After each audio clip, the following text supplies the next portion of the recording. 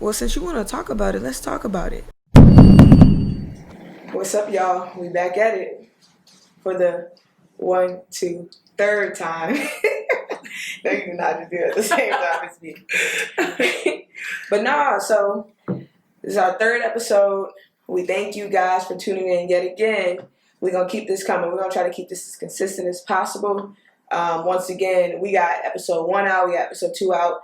And so if you're watching episode 3, please tune into those two once you get done with this one. Or you can watch those 2 first and then watch it. Because if you're like me, I'm kind of like OCD about that. I got started at the beginning. You can't watch Harry Potter starting with number 4. Yeah, that doesn't work. Yeah. So, okay. That makes sense. But all right. If you're on YouTube, same thing. I need you guys to do 3 things. I need you to like this video. I need you to subscribe to this video. I need you to subscribe again. And then I need you guys to comment. We'll converse back with you guys. Let us know some. We're on every single major platform you can think of.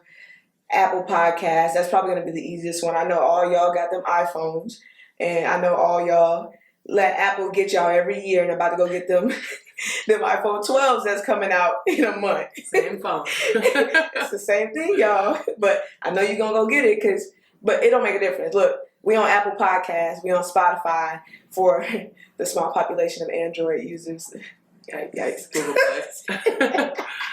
What's that? Oops. My bad. They're going to be pissed. But yeah, if you're on Android, we love y'all just the same. As long as you tuning in. Follow us on Instagram and on Twitter. Handle is @_unfinished, spelled a weird way. So it's UNFNSHED. Once again, UNFNSHED on both Twitter and Instagram. Like always, I want to mention Rate My College Coaches. And so I know I talk about this all the time. And if you've been tuning in, Rate My College Coaches is going to be the biggest review database of student-athlete generated reviews in the NCAA, NAIA, and the NJCAA. But one thing that I don't talk about is that we have a blog on Rate My College Coaches as well, titled after this podcast, Unfinished Business. And we got a good team of talented writers, and they've been putting out content since February, March. I know Danny was a part of putting that content out too, like helping out with that. So if you're not big on kind of listening to what we have to say, we do have a lot of great content that you can read. And that's at www.rateMyCollegeCoaches.com. So, Danny, how are you today? I'm good. Had to fight that Dallas traffic to get over here, but we made it. Yeah. Episode 3. I'm excited to talk about my Hoosiers getting a huge win. Hoosier Nation. Excited to talk about their win over Penn State. Mm-hmm. Excited to talk about some football. Dez Bryant, the Dodgers, LA sports. We're gonna cover a few bases today. Bases like baseball. Hey! So with that, let's segue right into but we was gonna start with football, but since Danny said bases, no pun intended, we're gonna cover our bases and we're gonna start with baseball. Bars. All right, so as many of you may know, we're not huge baseball watchers, and that's okay, because if you're a sports lover, you generally love all sports. Maybe not cricket, but it don't matter. Look, you love all sports, okay? So the LA Dodgers, yet another LA team, won the championship versus the Rays. That was a best-of-7 series, and so they beat them in Game 6. I don't really want to go into the details of baseball because I don't got time for people to be like, you don't know nothing about baseball, because I don't know that much. Right. I'm gonna just be real. Yeah. Right. But I do know that the LA Dodgers win, right, the league championship, and the Lakers just won as well. I know those guys are dying to be celebrating right now, and they can't even have a parade because of COVID. What do you think is going through their heads right now? Do you think they care? Do you think they're still partying? Oh my gosh, no! I saw Bron tweet the other day, like, man, I wish we could have a parade, and LA would go up, which I could not even imagine being out there and like going to that parade, and like for 2 different teams, and of course, never in sports history have the NBA Finals and the World Series ever really been so close together. Right. Where it was, you know what I mean? And even if two teams from the same city did win in the same year, it wasn't so close together at the same time. So for them to have that moment, I wish so bad they could celebrate, because I mean, I would be turned on those floats. For sure. You was going to go to LA? Yeah, it sure. turned up with you. I would be right there next to JR with his bottle of Henny. Because you know he's going to have one. Bro, with his shirt off. Absolutely with his shirt off. And his eyes low, okay? But, yeah, so it's definitely exciting time for LA. I don't know, like Tia said, I'm not the biggest baseball girl or even the second biggest baseball girl, but I know the basics. I know Mookie Betts was huge for the Dodgers. I know that they won that last game 3-1, and that's it. The basics, like I said. But like Tia said, huge moment for LA sports, and also just like a huge, I feel like, I don't want to say tribute, but just a huge like honor to Kobe. You know what I mean? Yeah. Losing Kobe in January, and it doesn't even feel like it was this year. 2020 has been such a weird roller coaster of a year. It doesn't even feel like we're in the same year anymore. But to have lost Kobe in January, and then for them to bring two titles, two different championships back to LA, I mean, that's like a storybook ending that you could never write. So I love that for LA. I never even thought about it. R.I.P. Kobe. We know what LA meant to him, and so I think that is like really cool. I never even kind of like thought about it, because when we talk about Kobe, we're usually talking about him on the basketball side. But like you said, it seemed like everything just kind of happened the way it was supposed to happen for COVID, obviously. But just seeing those two championships kind of happen so close together, it's really cool. I wish something like that could happen in Dallas, where we're located. But I ain't gonna talk about your Cowboys. I'm not a Cowboys fan. We just gonna leave it at that. No, we kind of gotta bring up the Cowboys though. Wait, but before, we gonna talk about that later. You just stressed me out. Can you tell? I'm sorry. We gonna talk about that later. Okay. Cowboys will come up just a little bit, but while we're still on the LA Dodgers, one story that I thought was kind of funny, and shout out my boy Matt Hurst, our editor on Unfinished Business. He wrote an article on Justin Turner, who is one of the players on the LA Dodgers. It was super weird. So I guess he came into contact with someone that had COVID, so he got tested. The first test he took came back inconclusive. So he played, and in the 7th inning of that last game, they took him out because his test came back positive. Right. So not only that, that's not even the kicker. They win the championship. He goes back out on the field. He's celebrating without a mask. He's hugging, jumping around, having fun.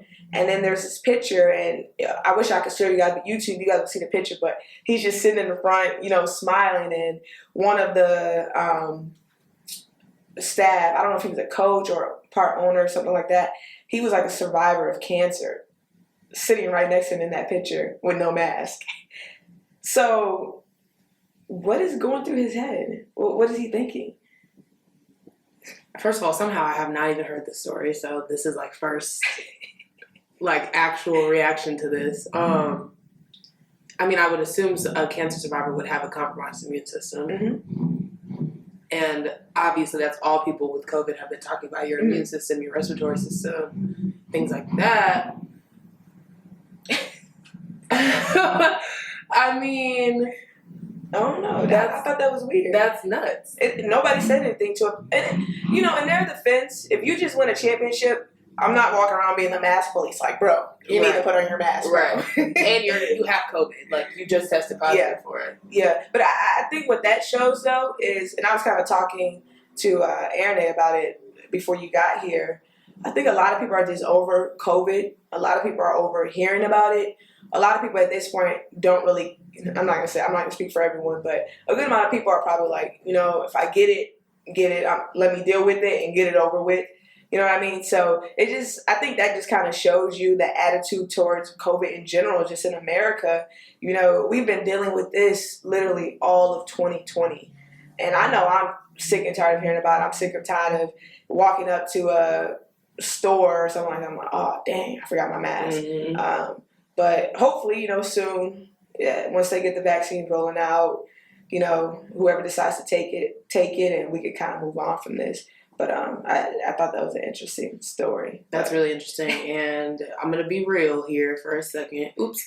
I'm definitely one of those people that kind of believes or kind of feeds into the conspiracies of like COVID not being all the way real, or maybe I mean obviously it being a real issue, but not being as big as the government makes everything. Yeah. I also feed way too much into conspiracy theories, so we will kind of leave that at that. But of course, everybody always stay safe. And like you said, when the vaccines start rolling out, of course, like you said, some people are going to choose to take it. Yeah. And it's just, I think it's going to evolve into what the flu is. Okay.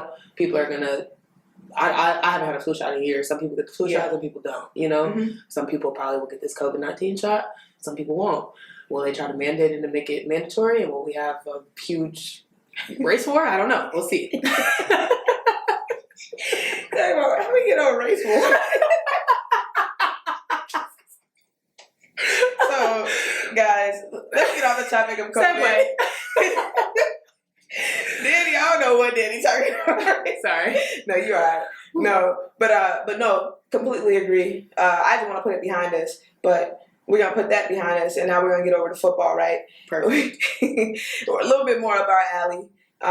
Two big names that you've heard around the league for probably the last 4 to 5 years, especially Dez Bryant, Antonio Brown. I'll let you choose who we want to talk about first. Let's talk about Dez. Okay. My guy, 8'8", throw it up. What is that, Wakanda? The X. Throw up the X. She not from here, y'all, so she... Wakanda forever. That's what I know this as. Throw up the X like Dez, Okay. We haven't seen it in a while, of course. He's been out of the league for 2 years. Tore his Achilles after he signed with the Saints and has kind of been just off the grid for football standpoint. Now, Dez is one of those players, one of those former Cowboys players that comments on every single thing that happens with the Cowboys.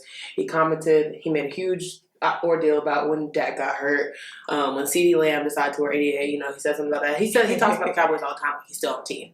But I love Dez Bryant. And he just got picked up by the Baltimore Ravens practice squad, which is a pretty big... That's an insult. I think that he's going to go out on the practice squad, practice field. He's going to freaking run around and juke out some rookie safety, corner, whoever it is, and they're going to move him up. And that's how it's going to happen. I don't think he'll be on the practice squad for long. But I think that they had to kind of go through those steps of, okay, let's put you on the practice squad first because we just signed Dez Bryant. Right. Like, to me, in my head, that's like, I want to kind of compare him to Melo in the basketball world, but not in the same, you know what I mean? That's kind of a good comparison. Yeah, but when Melo got signed, Melo didn't have to go to the G League team first. He didn't. That would be... They put some respect on his name. Exactly. So, Dez Bryant, I think he has been through so much, and with his injury, he kind of humbled himself just a little bit, not too much, but just enough to be like, you know what, I will go on this practice squad, I will perform for however long you guys have me on here, I'm going to get moved up. Hopefully Lamar Jackson's going to be throwing him passes on those routes. See, the crazy thing about that I don't understand, though, is that, and maybe the NBA and the NFL are two different leagues, but he was out of the league for 2 years, and if someone that has as big of a name as him was to come back in the NBA or something like that, I highly doubt they're going to say, hey, go to the G League, get a few games in, and then come talk to us. Why do you think, obviously, Dez had a lot of off-the-field antics and, just his personality, and some people are okay with that. Some people are... the politically correct people are like, you're not a good team player. You know, it depends on who you're talking to. But why do you think someone of his, how big his name is, why put him on the practice squad? I think just because of, like you said, because of what he has dealt with, not only on the field, his injuries, off the field, scandals, police allegations, all that type of stuff. Personally, me, if I'm front office, Baltimore Ravens, I see Dez Bryant, I see somebody who hasn't played a snap of professional football in 2-3 years. I need to see him get his feet wet. Now, you also can easily bring this man in for a workout, which I'm sure they did, and saw what he could do, and then maybe that's when they decided, okay, practice squad over, the roster. But I'm interested to see. I definitely do think that he'll get moved up if he performs, but he's Dez Bryant. You know what I mean? Right. And that's what I think too. That's why I just kind of think it's kind of smoke and mirrors. Like maybe they have the reasons for putting him on the practice squad, but I have no doubt in my mind that he's going to get moved up to the 52-man or 53-man active roster really soon. So it's just kind of like it's one of those things that it's like you kind of just have to go through this process. You know what I mean? Yeah. Like it's like, oh, let's just play it by ear and see. You know, when everyone knows how it's going to end up, you just kind of have to go through those steps. Yeah. Okay. No, but I'm happy for him. You know, I think he had sent out a tweet saying like he's like crying tears of joy, like he can't stop crying, and I can only imagine, right? We're athletes, and you were someone that has dealt with injuries before. I fortunately haven't had like a serious injury, so coming from a player that's dealt with a nagging injury or a serious injury for that matter, what do you think he's feeling right now? Obviously, he's saying he can't stop crying, but you know, what type of breakthrough do you think that is for him? Honestly, it's not even, for me at least, it wasn't about like what other people thought. It was like what I thought of myself. Like, you know what I mean? Like, because I knew all along I could hoop. Dez Bryant has known his whole life that he could play football. You know, going all the way back to Oklahoma State. Dez Bryant knows who he is. You know what I mean? So for him to be of that stature and have such a big name and to still not get signed for a year, 2 years he's been sitting, that's when you start to have that self-doubt. You know what I mean? And I'm sure that's when he started to have that self-doubt of, can I even do this anymore? Am I even worth it? Am I even worth somebody paying me to go play football for them? You know what I mean? Should I just hang it up? Should I just go get a microphone and get a nice suit and sit on TV like everyone else does after they retire? You know what I mean? So for him to, like he said, take that step and for somebody to believe in him enough to sign him to a practice squad, those tears, I doubt that those tears are for anybody else but himself. You know what I mean? I feel that. Yeah, you make a really good point because he probably was at a dark place. I would assume so if something was kind of taken from him because obviously he felt like he was, like you said, he could always play football. Yeah, he had injuries that might have knocked him back a little bit or whatever, but once you rehab and, you know, you get back to your old self, you can still do that. So I definitely thought, without knowing much about the story until I moved to Dallas, I always heard about Dez Bryant and it was always like great things. You know, I didn't necessarily like follow him. But I would see him tweeting, and I never really quite knew why he wasn't in the NFL. I assumed that he retired until I started doing my research a little bit more. And I'm like, oh, this guy didn't retire. He's just not getting picked up for whatever reason. But he's picked up now in his practice squad. So I think what the Baltimore Ravens are kind of doing is saying, hey, Dez, we're giving you a chance. You know what I mean? It may not be what you want. You know, it may not be what you used to, but hey, we're going to put you on the practice squad, and you're going to have to show us you're ready to work on and off the field. You're going to have to show us, you know, you're a good team guy. You can be a leader and kind of show that you are a veteran in this game. And exactly. He has to reprove himself. Which is crazy. It is, but I have no doubt that he'll do it. Yeah, no doubt at all. So shout out to Dez Bryant. I'm hoping he can get on the field this year because I would like to see him, especially in that offense. I think would be a sight to see. So congratulations on that. The other guy. AB. Look, Antonio Brown, man. So you kind of know the history of AB. I honestly think it was something mental health-wise that may have been going on with him that the media probably should have been a little bit more sympathetic to. I don't think he ever really came out and said, hey, I'm struggling. But you can tell by his actions something was going on. You know what I mean? And he's a prideful guy. And I understand him walking into a stadium or into practice and expecting to be treated with a certain type of respect. Not saying that he's above everyone else, but being treated with a certain type of respect. And I remember it was something with the coach. He didn't like the way the coach had said something to him or something like that. It's been so many issues with AB. I think it was something more than that. But the NFL is weird, right? Because AB can go and do a lot of things like that he did. And it was a lot off the field that was just not okay. Things that he said. Not everything he did was wrong, regardless of what some people may say. And there was a point in time where I thought it was Bill Belichick that was the one kind of making all of this happen. And, you know, there was this common stereotype that the Patriots, they're going to accept anyone. They don't care. They put winning above all else. But now with AB going to the Buccaneers, it's pretty clear to me that Tom Brady has a lot of pull in the NFL, and Tom Brady has been the one that, you know, he doesn't care what AB got going on. He knows what that man can do on the field, and he wants him. He wants to throw the ball to him. What do you think about that? I agree, and just going back to kind of what you said, starting off about the mental health tip, I'm so glad that you said that because I read into that stuff way deeper than probably most people do.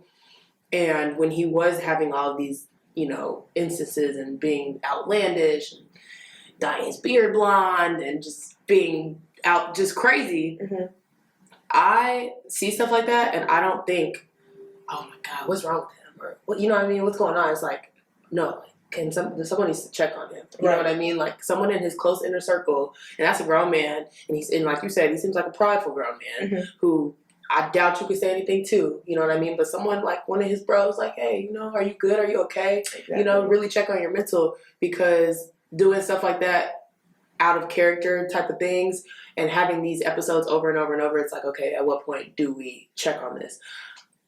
I do agree with you as far as I didn't know why he kept getting signed after scandal after scandal, coach after coach incident, you know, all these allegations and everything that people were saying about AB. He's one of those guys you just, Ocho Cinco. Yeah. You know what I mean? He was not going to play anymore in the NFL. That was not going to happen.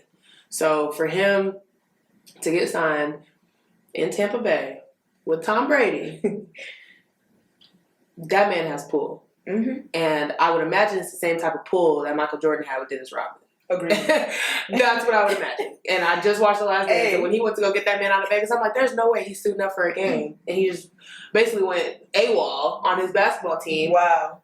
But that's the biggest comparison I can get is Tom Brady, Michael Jordan, Dennis Rodman, and for the analogy. Brown. Yeah. And that just says a lot to me about Tom Brady. Not saying it's a good or bad thing, but maybe that's why he has as many rings as he does, because he would go to extreme lengths to win. Yeah. And, you know, think about it. He went to Tampa Bay.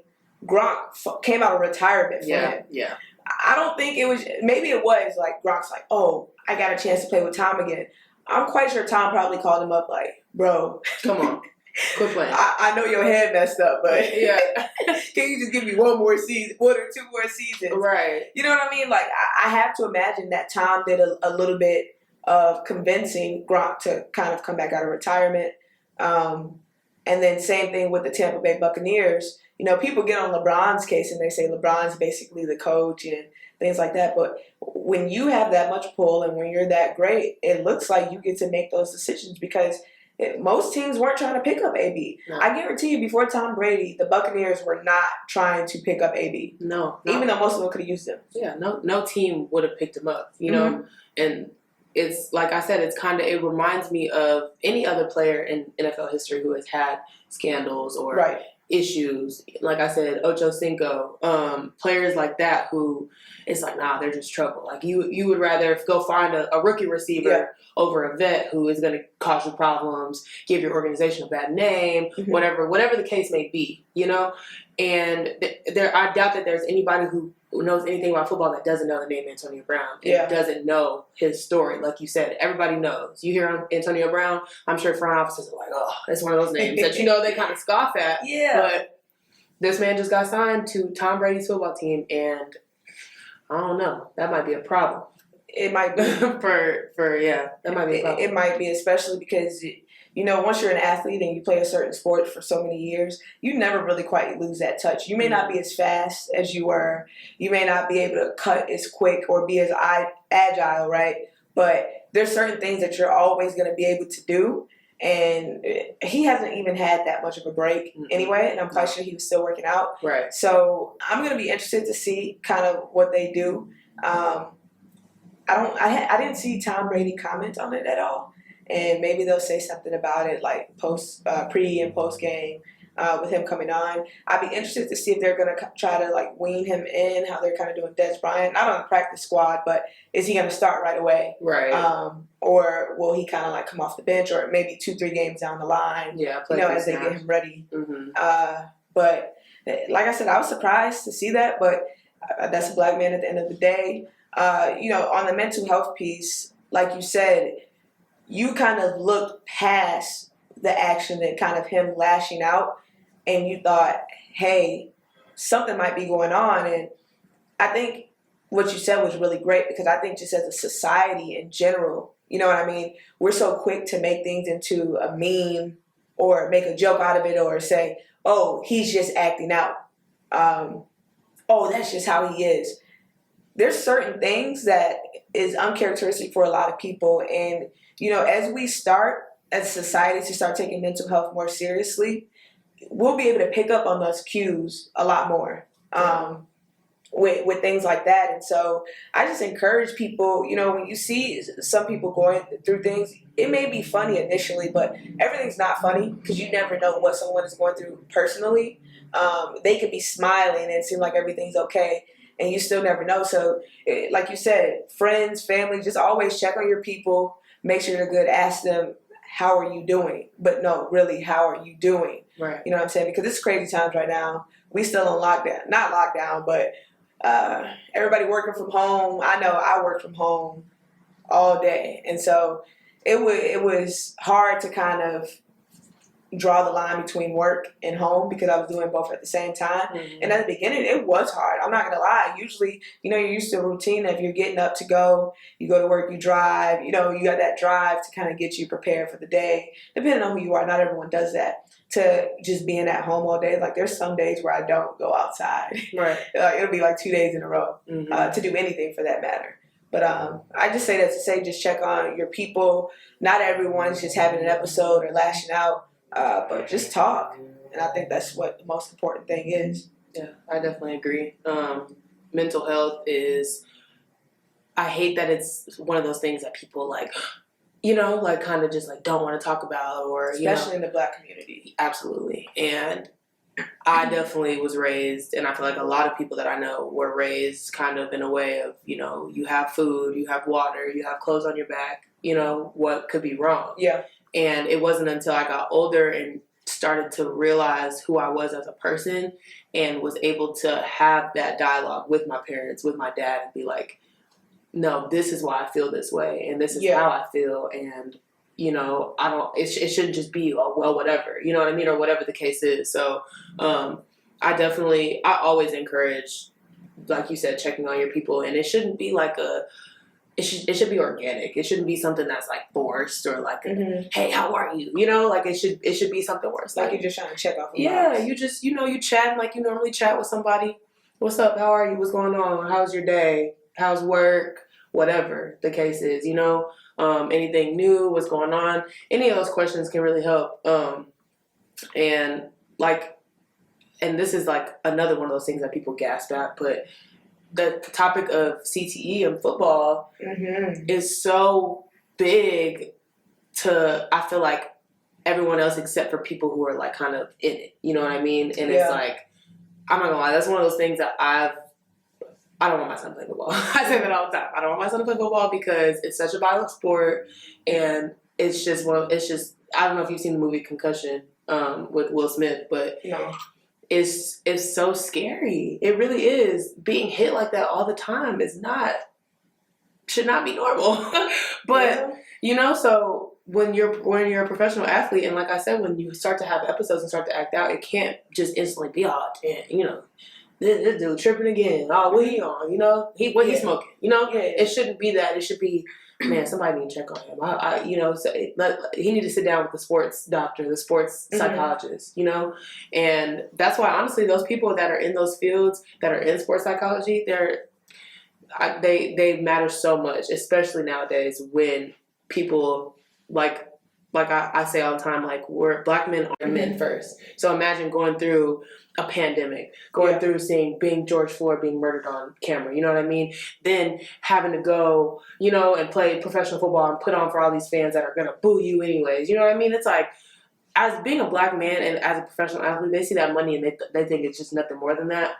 Mm-hmm. It's so much deeper than that. And I think as a society, we kind of have to normalize that conversation of mental health, not only just in society as a norm, but in sports and everywhere. So mental health and being conscious and aware of mental health just needs to be normalized, period. And you brought up a really good point where you said everyone thinks just because he has the money, the cars, and the clothes that he has nothing to complain about. They do the same exact thing with student athletes. Yeah. Which, you know, you talk about CTE in football, and hopefully over the years, they really do a study into the number of student athletes that are going through mental health issues. Because when you said that, it automatically made me think of that. You don't know how many times I've had not kids, but I talk to people or see comments on the internet and say, oh, she's just being ungrateful. I mean, we're paying. First of all, they think they pay for our education, one. And they say things like that, like we're the reason why they're here in the first place. They're going to school for free. What else do they have to worry about? And it's like, what do you mean, what else do we have to worry about? Speaking for the black community in general, not in general, but just from people that I know and people that you know, yes, we got a stipend at Indiana University. I went to Marquette University. We didn't get a stipend. I don't know if they're getting a stipend now, but my mom, I was in a fortunate enough place where my mom was able to send me money. You know what I mean? Yes, they do feed us and things like that, but that only goes to a certain extent because after a certain amount of hours, after hours, you don't really have access to that as much anymore. Now they've kind of made, unlimited snacks. They made that rule. So as long as you can kind of get into your facility, you can eat, which is good. But you guys think because they're getting their education paid for that, they should have nothing to complain about. A lot of these kids, especially young black men who have kind of been the protector from a very young age, it goes so much deeper than what you see on the surface. Yeah. Yes, we got that stipend, but a lot of those kids, a lot of those guys we went to school with, they were sending money back home so their family could be taken care of. Yeah. So the money only goes so far, and for people out there to say, well, you guys get all this gear, that's material stuff. It is. That doesn't matter. Anyone can get gear, right? Oh, you're getting your education paid for. You probably could get your education paid for too with academic scholarships. There's a ton of scholarships out there that go unclaimed just because people don't necessarily know. Right. Academic scholarships, not saying that they're going to pay for everything, but people make it seem like athletic scholarships are just so easy to come by. Made. Yeah, yeah. But we most definitely don't have it made because not only do we have to keep up with a full load of school, right, certain amount of credits, we have to hit practice twice a day, 3 times a day if you're deemed out of shape. You know what I mean? Hey, well, we used to call it Fat Club. I most definitely was in there. Love extra effort. But, so that's a part of our job. God forbid what's going on at the crib. Yeah. Yeah. You know what I mean? Like, you go home and yeah. And you want to know what that makes me think of? And it broke my heart when it happened, and it broke my heart just when I thought about it. I don't remember her name. It was Jordan. Jordan, yeah. From Northwestern. Jordan from Northwestern. And I remember we played them the first game back. Yep. After she had committed suicide, and it was like crazy. Yeah, and it was you would have thought that after something like that happened, that there would have been a very, very big, long, drawn out conversation about mental health, about making sure you're okay, about all of your resources, about how much your coaches love you and care about you. Call home, make sure your people are okay. You know what I mean? I know. Sorry to cut you off. I know where you're going with this, and it's going to piss me off all over again because I forgot. Keep going, though. But, so it's just like you see something like that happen. You would think that they would take extra measures. You would think that you would hug your players that much closer and that much tighter after having an opposing Big Ten opponent have one of his players commit suicide. We played them the very next game. Mm. And I remember the incidents after the game when I think they were honoring her, playing, I don't remember what it was, a song, something. And half of the people on our team wanted to stay on the court and show our respect, and then half of us were like, that's their moment. We didn't even know that person. Had to let them have their moment. But anyways, just back to the point of you can't, something like that happens and you don't, make that a huge point. Have a conversation. You don't have a conversation, not even one. No. Because, at least I don't remember. You can. No, we didn't have a conversation. We got yelled at, though. So, y'all, we lost that game. Yeah. And the bench got blamed for it. Oh, my God. I remember. Okay. We ain't going to go into all that, but that's what happened. But, back to, because you were making a very important point. As a coach, and I said this on a previous episode when we were talking about voting, you are the leader of that team, and to some people, you're almost like a parental figure. Should be. You know what I mean? Because you don't know people's situation back home. Some people didn't have that mom and dad in their life, and they just happen to be very talented and able to get to where they are. Yeah. As a coach, you are a leader. Yeah. And so you I understand you have a job, right, as being a coach, and you have to win games. Yeah. At the same point in time, though, you're almost like a caretaker because these are 18 and 22-year-old kids that are clinging to every single word that you say, probably, regardless of if they had a parent or not. You're somebody that they're like, oh my God, I have to impress them. I have to do right by them. I have to, you know what I mean? They are clinging to you, inherently, whether they want to or not, So it's like you said, it's like you have to. That stuff like that can't happen without you making it known. Like, hey, I love y'all. You know what I mean? Regardless of the outcome, if we lose every game this season, I want to make sure you guys are okay here. Yeah. But it was never about that. It was about the game. It was about the win.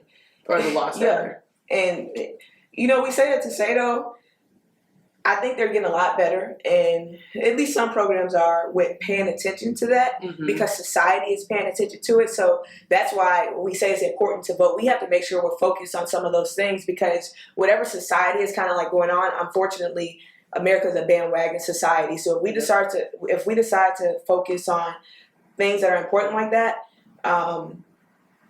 programs will follow suit. Yep. And not even bad mouthing, that was maybe 3 years ago, where we probably weren't talking about mental health as much as we are now, right? So not making any excuses, but it wasn't being talked about. So maybe it's easy to be focused on yourself in the game as opposed to a 19, 20-year-old girl just took her life. Yep. You know what I mean? As opposed to today, I feel like if something like that were to happen, I think there would be a conversation, or at least it should, in every program. Right. And like I said, anyone really could be watching this, you know what I'm saying? Especially coaches. We look up to you guys in a sense. Definitely. And kind of like a parent, we kind of follow in your footsteps unless you're on some bullshit. And then we kind of veer off. Yeah. But it's important for you to kind of lead your team in the things that matter. Yeah. Especially, RIP to Jordan, but I remember that, and that was really, really sad. It was heartbreaking, for sure. So, it's really hard to kind of move away from that. Right. You know what I mean? Like, it just feels like uneasy because it just takes me back. I just remember we were just talking, like, I wonder what happened, because we didn't know it was that at first until we kind of got to the campus, and, you start hearing rumblings and, oh, this is what happened. And it's just kind of like, bro. Just think about it. No, it's one of those feelings where it's like, it's so chilling because it could have been you. It could have been your teammate. You know what I mean? Could have been your roommate. It could have been anyone who was mentally going through it and you never knew. You know what I mean? So, like she said, just to I guess circle back to the original point of mental health in general is important, but mental health in athletes has to not be so focused on, oh, they have money, they have gear, they have cars. Who cares what they could be sad about? No. They are human beings that deal with human being issues every single day, just like everyone else does. So we can't discredit what they're going through because they might have money or status or more than we do. Right. And so that's why, we kind of veered off from what we were talking about with Antonio Brown, but that was the original point of, his mental health and the mental health surrounding him, that's where it generated from. So, we didn't even plan to talk about that either. No, we didn't. We just kind of went. It just goes to show you, though, how important it is. You know what I mean? Like, that wasn't in the cards for us to talk about. But it's important. And it is. If it comes up, then we should talk about it every single time. Yeah, so, let's talk about it. So with that, we're gonna segue into something a little bit more uplifting. Make you a little happy. Me and Danny, we both went to it's not but we like to say the Indiana University. Right. We had a good weekend last weekend. So our football team, we played Penn State, and who was ranked the number 8th team in the country. And I'm not gonna lie, a lot of people didn't believe. I was one of those. I was just kind of like, because we've been there before. Every time, at least when we were at IU, we would go to games. We compete. That's one thing we're always going to do, our football team. We are always going to compete. Even with Ohio State, they compete. Exactly. But we always just kind of like fall up short. And, we get out for those big games, the Michigan States, the Ohio States, and all that. Tailgates are like crazy. You know what I mean? And our team comes out and performs. But it's just kind of like at the end of the game, it's like, more times than not, it's like, dang, we were so close. Yeah. And it's normally like a bonehead mistake or something. It's like, oh my God, really? Like that, and people say, like, I saw people on Twitter like, oh, that's such a fourth quarter thing of IU to do. Like, what an IU fourth quarter they're having. But, came out on top. By like an inch. So we ended up winning that game 36-35. Mm-hmm. The game was kind of crazy. So halftime, we were up 17-7. Penn State, they started off strong, and I'm not gonna lie, I was kind of nervous because that first drive was just so strong, and I'm just kind of like, oh, I'm not sure how this game is gonna go. Mm-hmm. But we responded. Our defense played great in that first half. I think they ended up forcing 3 turnovers in the first half. I know the quarterback, he threw 2 interceptions, and then we forced a fumble and recovered it as well. And so our defense held up. We were up 17-7. Penn State, third quarter. Hold on. My bad, y'all. I'm looking at something. It's the overtime box score that I'm looking at. Okay. But no, it was 17-7 at the half. Penn State came out in the third quarter. They scored 7. So 17-14. Then we get to the fourth quarter. And Penn State kind of broke it open a little bit. They were up 28-20 with 1 minute and 42 seconds left. And so if fans were allowed to come to the game and we were there, I'm not going to lie, knowing IU fans, we probably would have left. Absolutely. I'm not going to lie, I checked the score on ESPN. First, I checked the score, and I saw the halftime score, and I was like, yes, we're about to win. And then I saw the exact same score you said, with the exact same time left that you said. And I was like, dang, I don't even need to check no more. Like, it's done. Because they scored the touchdown late. Yeah, and then I looked on Twitter, and people were like, Hoosiers win. I was like, what? And I went back to ESPN, saw the replay, saw him hit that pylon by the hair on his chin. Yep. And I was like, that's amazing. So you want to know what was interesting? You want to talk about bonehead mistakes, right? Penn State, I was reading articles and kind of looking into it. They were supposed to run the clock out. So they were already up, what was the score? 17-14, and it was 28 to, I don't know, they were up by like a point. They were leading. They could have did the field goal and won the game. Mm-hmm. The guy, what Indiana did was kind of smart. They let him score. And, it's one of those moments where you're like, damn, I'm so wide open. Like, I'm confused. Right. So what they were supposed to do was run the clock out and then, time management, kick the field goal, win the game. He ended up scoring the touchdown. And it's probably one of the easiest touchdowns he's going to have all year because Indiana literally didn't try. Right. They wanted him to do that. And so they could get the ball back. I don't know if you saw the highlight, but I was confused. But he kind of like slowed down but then crossed the line. Mm-hmm. He was supposed to take a knee at the 1 yard line and run the clock out. But he scored the touchdown, which gave us the ball back, right, with 1 minute and 42. And then Michael Penix Jr. went absolutely nuts. You talk about a 2-minute drill. He went on a 75-yard drive. Jeez. We ended up getting the touchdown, so he ran it in. They did like a QB sneak at the 1 yard line, right? So instead of going for the field goal, we went for 2. Mm-hmm. He ran it in there, so now it's a tie game. We're going into overtime.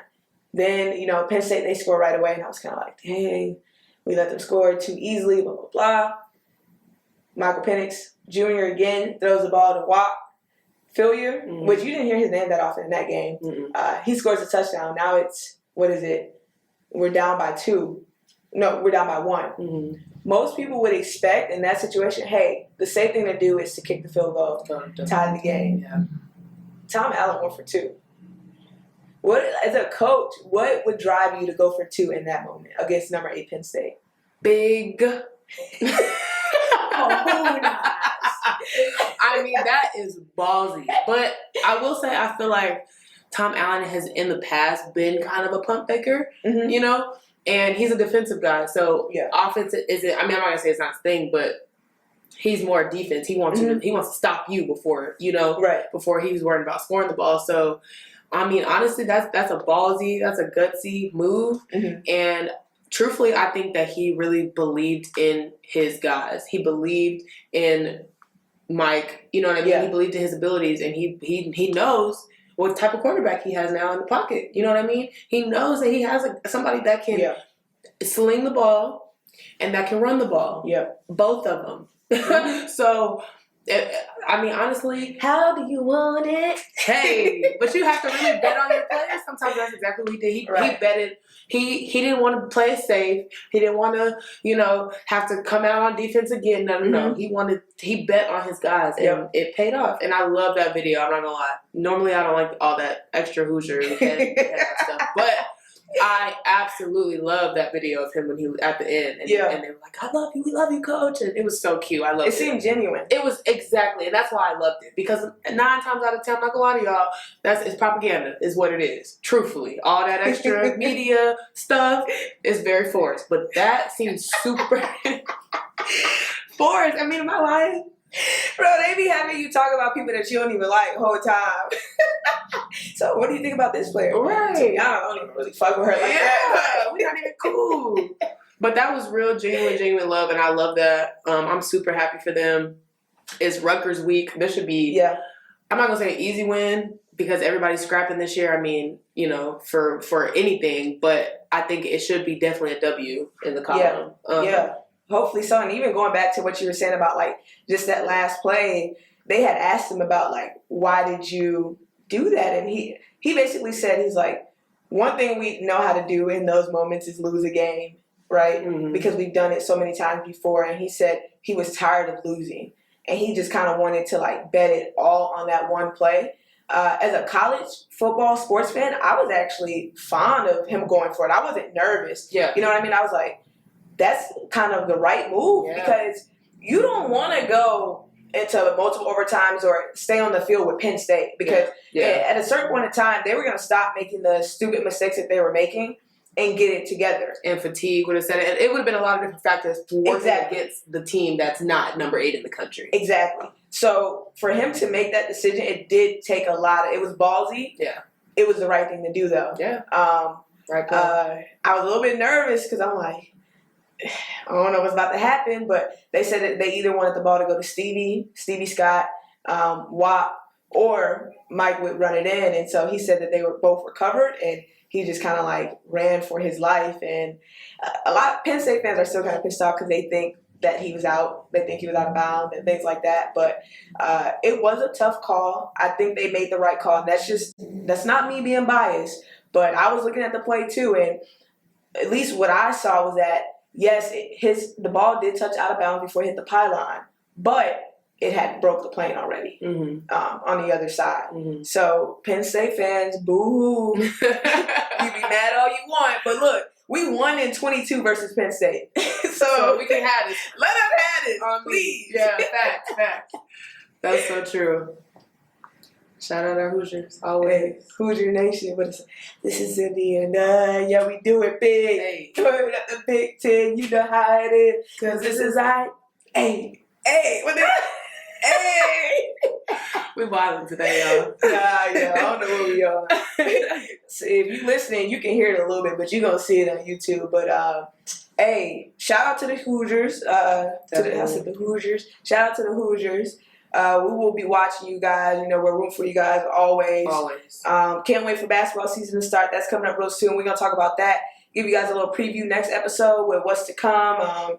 Kind of like the teams to look out for, things like that on the men's and women's side. And, you know, we're going to wrap up this episode. Thank y'all for tuning in. To the people on YouTube, once again, I'm looking right at you. I know you see me. I need you to do 3 things. I need you to like, I need you to comment, and I need you to subscribe.